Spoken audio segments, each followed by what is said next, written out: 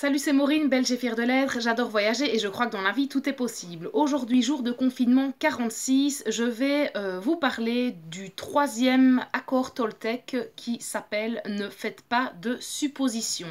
Donc, il y a le livre « Les 4 accords Toltec », il y a même le livre « Le 5e accord Toltec ». J'aurais pu choisir n'importe quel autre, mais voilà, ça faisait un petit temps que j'avais envie de parler justement de celui-ci en particulier. Donc c'est parti, je vous fais une vidéo donc sur ne faites pas de suppositions.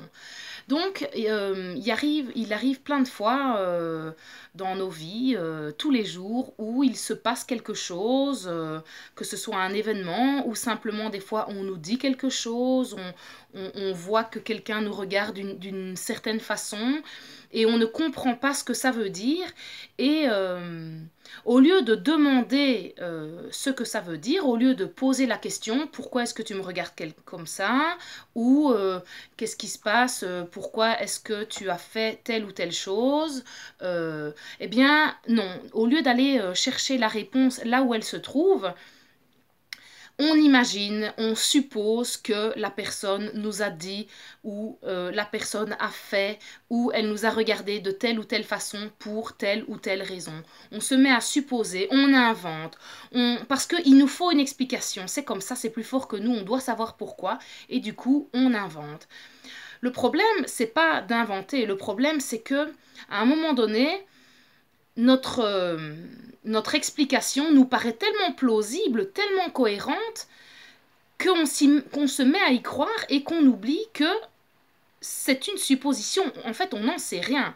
C'est peut-être très probable que telle personne m'a regardé en rigolant parce que j'étais habillée comme un clown. C'est peut-être possible que quelqu'un ne m'a pas dit bonjour parce qu'elle est fâchée sur moi, mais en fait, je n'en sais rien. Peut-être que cette personne ne m'a pas vue. On ne sait pas. Tant qu'on n'a pas demandé, on ne peut pas savoir. Donc, on fait des suppositions aussi sur ce qui pourrait se passer si on faisait telle ou telle chose. On va se dire « Ah oui, de toute façon, ça sert à rien de lui demander. Il va dire non. » Mais en fait, on n'en sait rien. On va faire une supposition. Si je fais ça, on va croire que telle chose. On suppose toujours. On suppose aussi, on fait des suppositions à partir de nos suppositions. On se dit, oui, je ne vais pas lui demander parce que de toute façon, il va dire non. Ben oui, c'est normal, il ne m'aime pas. Donc, double supposition, alors que la première supposition n'a même pas été vérifiée. On se fait des films, on monte des choses de toutes pièces et on se torture rien qu'avec notre imagination, alors qu'il suffirait simplement d'aller demander aux gens ou en tout cas aller chercher l'information là où on peut la trouver. En fait, quand on réfléchit, on se rend compte que la majorité de ce qu'on pense, de ce qu'on dit, est une supposition. Et ce que les gens nous disent aussi, quand ils donnent des explications sur telle ou telle chose, on se rend compte qu'en fait, ils font des suppositions. Donc, ce que vous pouvez faire, c'est vous poser la question: qu'est-ce que j'en sais? Est-ce que je peux prouver que ce que j'avance est vrai? Et même chose quand une personne vient vous parler, et t'as vu le voisin, il a fait telle ou telle chose parce que ta. Eh ben, qu'est-ce que tu en sais? Est-ce que c'est vrai? Est-ce que tu peux me prouver que c'est vrai? Ou est-ce que tu supposes que c'est pour ça qu'il a fait telle ou telle chose? Alors, il ne faut pas tomber dans le piège. Il y a certaines personnes qui sont très douées pour faire des suppositions qui, par la suite, s'avèrent être vraies. En tout cas, ça se vérifie. Donc, je vais supposer que une telle personne a fait ça parce que peu importe quoi. Et plus tard, je vais apprendre que en effet, c'était bien pour ça qu'elle avait fait telle ou telle action. C'est pas parce que vous êtes doué pour deviner et pour faire des suppositions que vos suppositions ne sont pas des suppositions. Gardez bien à l'esprit, tant que vous n'avez pas la preuve que ce que vous avancez est vrai, gardez bien à l'esprit que ce que vous pensez être une explication n'est en fait qu'une supposition. Donc, Don Miguel Ruiz nous dit dans son livre « Ayez le courage de poser des questions et d'exprimer vos vrais désirs. Communiquez clairement avec les autres pour éviter tristesse, malentendus et drame. Parce que dans une des suppositions qu'on fait le plus souvent et qui est peut-être le pire, surtout point de vue relationnel, c'est que nous supposons que les gens nous connaissent et qu'ils connaissent nos besoins et nos désirs. On se dit depuis le temps qu'il me connaît, depuis le temps qu'elle me connaît, elle sait bien que c'est ça que je veux, elle sait bien que je veux faire tel truc. Mais non, non, on n'en sait rien, ils n'en savent rien. Et du coup, on suppose qu'ils savent ce qu'on veut, et quand les personnes ne nous donnent pas ce qu'on veut, on est choqué, on est surpris, on ne comprend pas qu'ils n'ont pas deviné qu'on voulait telle ou telle chose. On peut même arriver à se disputer avec ces personnes. On leur en veut qu'ils ne nous ont pas donné ce qu'on ne leur a pas demandé. C'est pour ça qu'il dit dans son petit résumé, ayez le courage de poser des questions et d'exprimer vos désirs. Si vous avez un désir de telle ou telle nature, la meilleure façon d'assouvir ou que les gens puissent vous répondre à ce désir, c'est d'exprimer votre désir.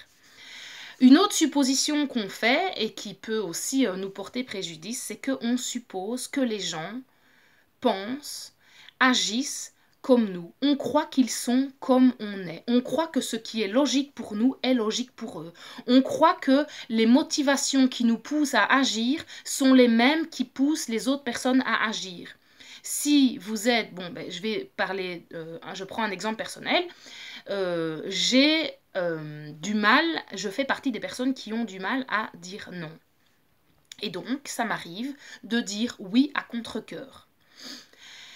Bon, jusque-là, rien de très extraordinaire. Et je me suis rendu compte que, du coup, parfois, j'ai du mal à faire des demandes parce que je projette ma peur de dire non, ma difficulté à dire non sur les autres. Je me dis, moi j'ai du mal à dire non, donc la personne va avoir du mal à dire non. Si je lui fais une demande et que cette personne n'ose pas comme moi dire non, elle va s'en vouloir et je n'ai pas envie qu'elle s'en veuille. Mais j'en sais rien. J'en sais rien. C'est pas parce que moi j'ai du mal à dire non que la personne à qui je m'adresse a du mal à dire non. Donc de nouveau, c'est pas parce que vous, telle et telle chose est logique que c'est logique pour les autres. Donc voilà, ne faites pas de suppositions, ayez le courage de poser les questions, ayez le courage d'aller chercher la réponse là où elle se trouve plutôt que de l'imaginer, parce que vous savez, l'imagination, elle n'a aucune limite. Et ayez le courage de faire des demandes, ayez le courage d'exprimer vos besoins et vos désirs.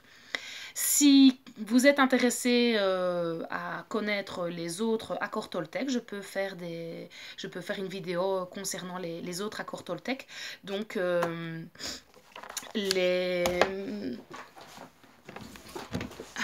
Pardon. Donc, il y a le premier accord Toltec, c'est que votre parole soit impeccable. Le deuxième accord Toltec, c'est quoi qu'il arrive, n'en faites pas une affaire personnelle. Le troisième accord Toltec, on vient d'en parler. Ne faites pas de suppositions.